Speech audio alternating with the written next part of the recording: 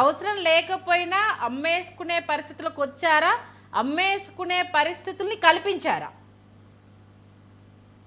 అది మనం కామెంట్ చేయడానికి కొంచెం డెలికసీ ఉంటది. ఇక్కడ సెక్రటరీ కాబట్టి ఖచ్చితంగా మీ దగ్గరికి వచ్చేసి అయితే ఒక ఎలిగేషనా, లేకపోతే మా దగ్గరికి ఇలా వచ్చారండి, ఇలా అప్రోచ్ అవుతున్నారు, వాళ్ళు ఏంటి మమ్మల్ని ఇలా కంప్లీట్ మమ్మల్ని ఒక జోన్లోకి ఫిక్స్ చేసేస్తున్నారు, వాళ్ళు మా అవసరం లేకపోయినా అమ్మమని ఫోర్స్ చేస్తున్నారు, ఏదో ఒకటి మీ దగ్గర అయితే వాపోయి ఉంటారు కదా ఖచ్చితంగా. అయితే మార్కెటింగ్ టెక్నిక్స్ ఎవరిది ఇండివిజువల్ చేసేస్తారు కదా. ఓకే, ఇప్పుడు నాకు కావాలనుకోండి, I want to consolidate my wealth అనుకోండి, ఏం చేస్తాను, అవతల వాళ్ళ దగ్గర పోయి మాట్లాడి ఏదో చెప్తాను. అంటే కన్విన్స్ చేయడానికి ట్రై చేయడం వేరండి, కంపల్షన్ చేయడం వేరు. సో రెండు జరిగినాయని విన్నాను నేను. ఓకే, అంటే కంపల్షన్ ఇప్పుడు కన్విన్స్ అనేది వేరే లెవెల్ అండి. ఎందుకంటే సరే ఆయన కావాలనుకున్నప్పుడు ఆ కన్విన్స్ చేసే టైంలో అక్కడ 10 ఉంటే 20 ఇస్తామని చెప్పొచ్చు, లేకపోతే 15కైనా మాకు అమ్మండి అనేది ఆ కన్వెన్షన్ మెథడ్. అంటే కన్విన్స్ చేసే మెథడు అది ఐదర్ సేమ్ రేటు కొనడమా లేకపోతే హైక్ కొనడమా అనేది జరుగుతుంది. కంపల్షన్ అనేది ఇంకా ఉన్నదానికన్నా తక్కువకే ఇచ్చేసేయాలి అన్న జోన్లోకి రావడం కదా ఇంకా అది. అంతే కదండి. 2 లక్షలు 2.5 లక్షలు ఉండే స్క్వేర్ యార్డ్ ₹1,00,000 అమ్మారంటే ఏమనుకోవాలి మనం దాన్ని? ₹1,00,000 కూడా కాదు. రమ్య గారు అయితే 80,000 సరిపోతాయి, అంతకు మించి అవసరమే లేదు అన్న ఈ టోన్ లో చెప్పారండి అనేసి అన్న డైరెక్ట్ గా అయితే ఆవిడ. పాసిబుల్ ఉంటుందండి. ఓకే, అంటే ఫస్ట్ సొసైటీ ఫామ్ అయినప్పుడు ఎంతమంది ఓనర్షిప్ ఉన్నారు? అంటే మీరు యాజ్ ఎ సెక్రటరీగా మీరు చార్జ్ నుంచి బయటకు వచ్చిన తర్వాత లేఅవుట్ 1 లో 158 ప్లాట్స్ చేశారు. ఓకే, లేఅవుట్ 2 లో 152 ప్లాట్స్ చేశారు. ప్రాసెస్ ఏమైందంటే 15-20 ప్లాట్స్ కి అదే మిస్ మ్యాచ్ అయింది చెప్పాను కదా, వాళ్ళందరూ కన్ఫ్యూజన్ లో ఉంది. ఏ లేఅవుట్ ప్రకారం చేసుకోవాలి, ఆ విధంగా కొంతమంది ఆ ప్లేసెస్ తోటి ఆ భయం తోటి అమ్మేశారు. రేపు పొద్దున కట్టుకోవాలని మనకి కన్ఫ్యూజన్ వస్తుంది, పక్క వాళ్ళ మీద మన మీద కేసు వేస్తారని అమ్మేసుకున్నారు కొంతమంది. సో అది కూడా థ్రెట్ పెట్టారు అన్నమాట, మీరు అమ్ముకోలేరు, వర్క్ అమ్ముకోలేరు, మీరు కన్స్ట్రక్ట్ చేయలేరు అనేసి. ఓకే, అంటే కంప్లీట్ అష్టదిగ్బంధనం అయితే చేసేసారు. ఓకే, అంటే ఆ రోడ్ ఎప్పుడు అంటే మామూలుగా ఒక స్థలం కొనాలన్నా ఒక ఇల్లు కొనాలన్నా ఫ్లాట్ రెండు తీసుకున్నప్పుడు రోడ్డు మార్గం ఎలా ఉంది, ఎగ్జిట్ ఎంట్రీ ఎలా ఉంది, ఏ ఫేస్ కున్నామనేది కంపల్సరీగా ఒక చెక్ చేసుకుంటారు. అంటే మీకు అది లేకుండా బ్లాక్ చేశారంటే ఏ ఇయర్లో ఆ మొత్తం కంప్లీట్ బ్లాకింగ్ అంతా జరిగింది అసలు? 2020-21 వరకు రోడ్లు కొంచెం కచ్చా రోడ్లు ఉండేవండి. ఓకే, ఉన్నాయి, రోడ్లు అయితే ఉన్నాయి అప్పటి వరకు వాడుకోవడానికి. ఇంతకుముందు 2015 చెప్పాను కదా, అదే అంటే 2020-21 వరకు రోడ్డుకేం ఇబ్బంది లేదు. సరే అది కచ్చా రోడ్డా సిమెంట్ రోడ్డా మొత్తానికైతే వెళ్ళడానికి రాకపోకలకు సంబంధించి ఎవరికన్నా అమ్ముకోవాలనుకుంటే మన ప్లాట్ను చూపించడానికైతే ఒక మార్గం వెళ్ళేందుకైతే 2021 వరకు ఉంది. ఉన్నదండి. ఓకే, కాకపోతే మనం ఐడెంటిఫై చేసుకుంటూ పోవాలి, ఈ రోడ్డు ఇది ఈస్ట్ ఫేస్ ఇది వెస్ట్ ఫేస్. ఇక్కడ 40 ఫీట్ రోడ్డు 2 ఉన్నాయండి, మిగతా 30 ఫీట్. ఓకే, ఆఫ్టర్ 21 తర్వాత ఏం జరిగింది మరి? 21 తర్వాత కమర్షియల్ ప్లేసెస్ స్టార్ట్ అయ్యేసరికి ఏంటంటే వాళ్ళు రోడ్లన్నీ చదును చేసేసి, మొదట్లో అన్ని బౌల్డర్స్ ఉండేయండి, బౌల్డర్స్ అన్ని తీసేసి రోడ్లన్నీ చదును చేసేసరికి ఏ రోడ్ ఎక్కడుంది ఎవరిది ఎక్కడుందో ఐడెంటిఫై చేసుకోవడం చాలా కష్టం అయిపోయింది.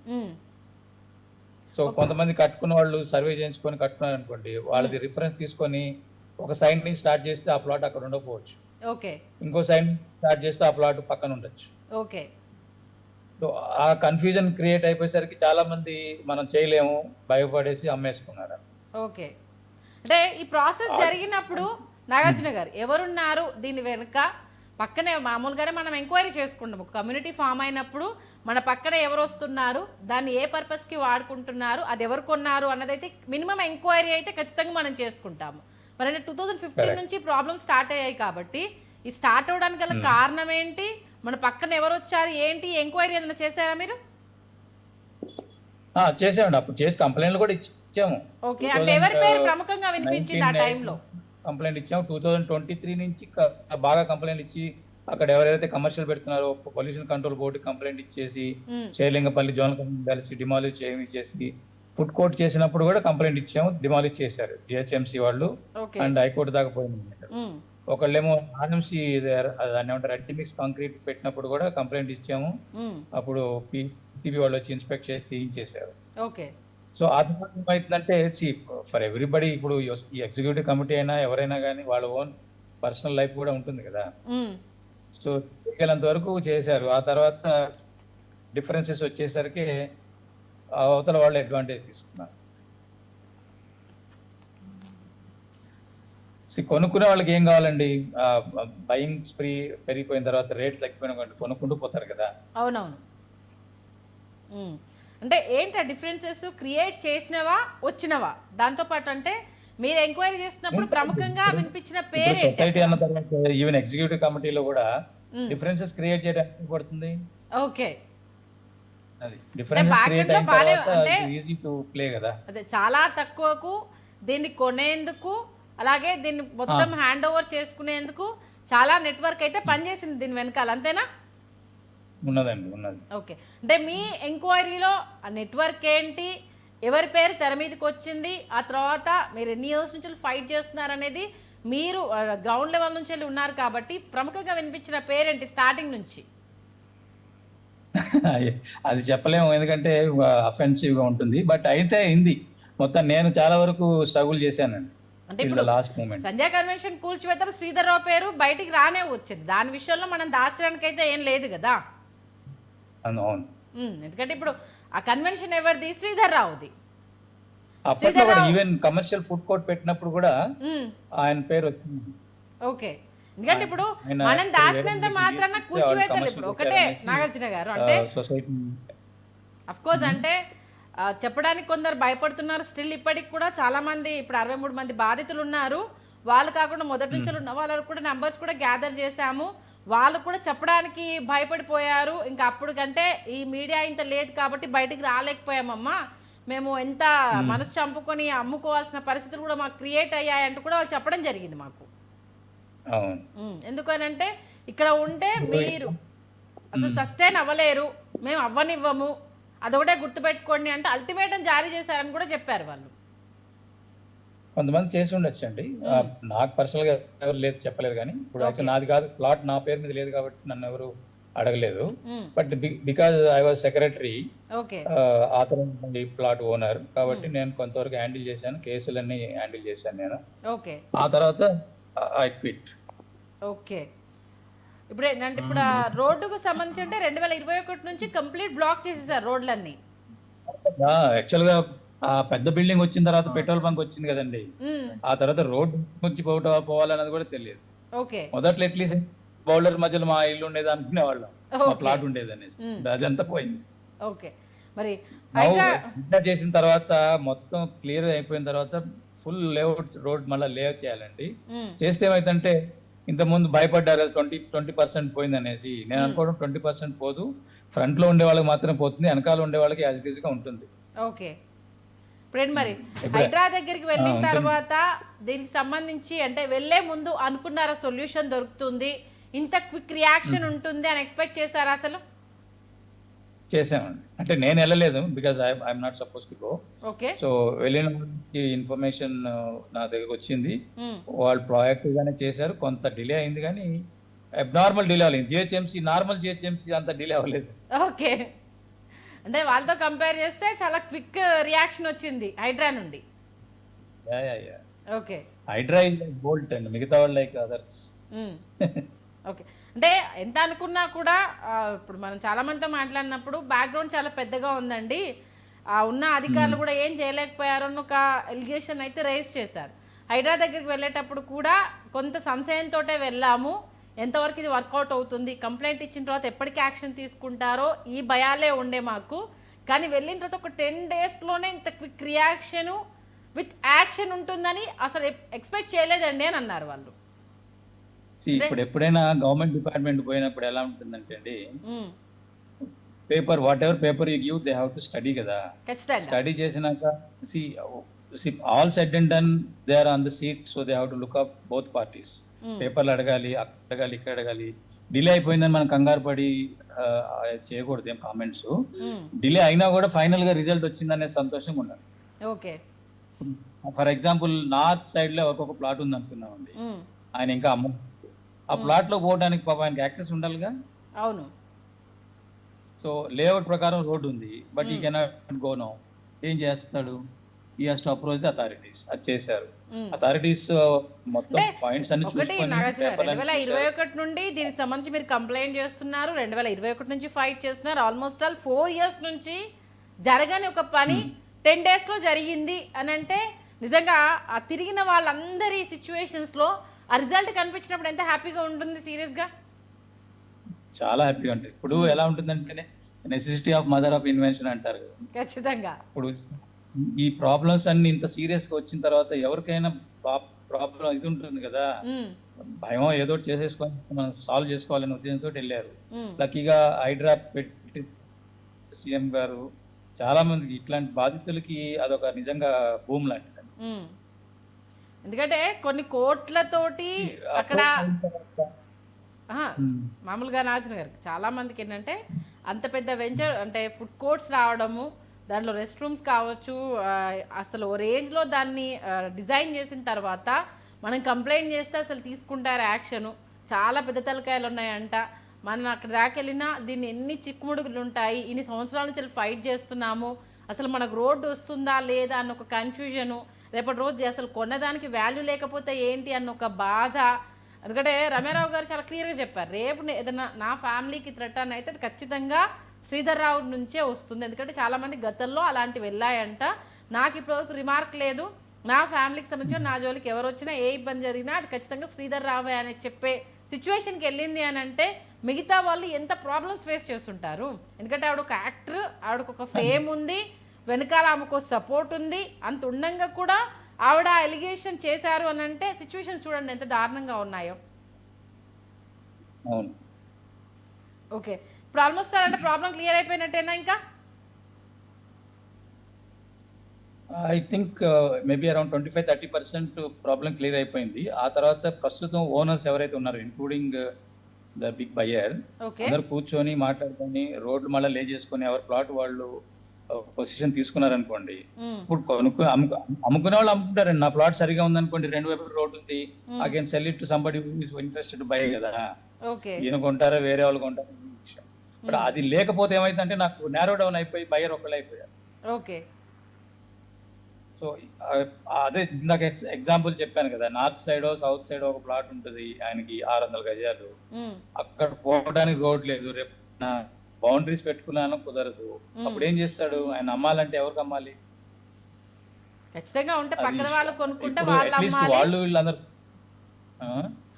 వాళ్ళకి ఆప్షన్ ఉంటే పక్కన వాళ్ళు ఏమన్నా కొనుక్కుంటానంటే వాళ్ళకి అమ్మాలి, లేదంటే గతంలో వీళ్ళు ఏమన్నా ఆఫర్ చేస్తుంటే ఇంకా ఏం చేద్దాం చేసేది లేక ఆఫర్ చేసిన వాళ్ళకి అంటే ఎవరికైతే లాభమో వాళ్ళకి ఆఫర్ చేసిన వాళ్ళకి అమ్ముకోవాలి అంతే. ఇంకా అంతే కదా. అంతే అనూహ్యంగా రేట్లు Everybody has పెరగడంతో got his options.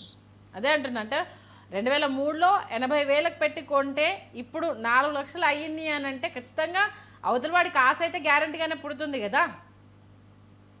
ఎవరికైనా పుడుతుంది. ఓకే, అంటే మీరు సెక్రటరీగా ఉన్నప్పుడు దీనికి సంబంధించి అంటే ఎలాంటి విన్నారు మీరు, మీ దాకా వచ్చాయి అన్నది ఏమైనా చెప్పగలుగుతారా? Repeat the question. మీరు సెక్రటరీగా ఉన్నప్పుడు అంటే ఆల్మోస్ట్ చాలా ఇయర్స్ నుంచి మొత్తం దాన్ని కొనేసుకోవాలి, హస్తగతం చేసుకోవాలని చాలా ప్రయత్నాలు జరిగాయి అనేసి అని విన్నాము. అంటే మీ దాకా అలాంటివన్నీ కంప్లైంట్స్ వచ్చాయా?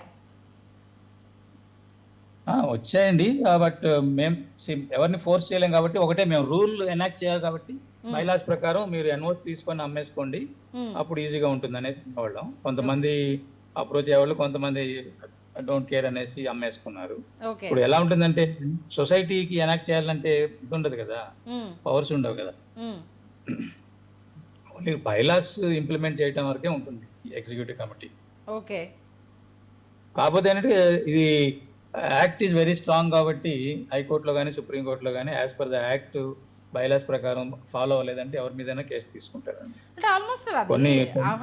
కొన్ని కేసులు బాంబే, ఢిల్లీలో కొన్ని కేసులు ఉన్నాయి. బిల్డింగ్ కట్టిన తర్వాత సొసైటీ రూల్స్ ప్రకారం పోలేదనేసి డిమాలిష్ చేసిన రోజులు కూడా ఉన్నాయి.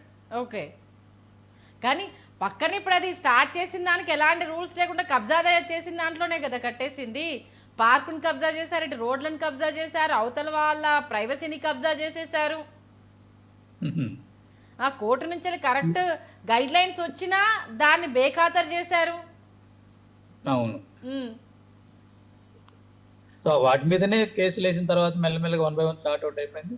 ఆ తర్వాత ఇప్పుడు ఇలా అయిపోయిన తర్వాత డివైడ్ అండ్ రూల్ అయినాక చాలా మంది అమ్మేసుకుంటారు. కొంతమందికి ఏంటంటే ఓకే ఇక్కడ 3 lakhs ఉంది, ఈ రోజు 1 lakh వస్తుంది, I will take that invest somewhere అనుకుంటారు కదా, అక్కడ ఏమన్నా ప్రాస్పెక్ట్ ఉంటుందేమో అనుకుని అమ్మేసుకునే వాళ్ళు ఉన్నారు.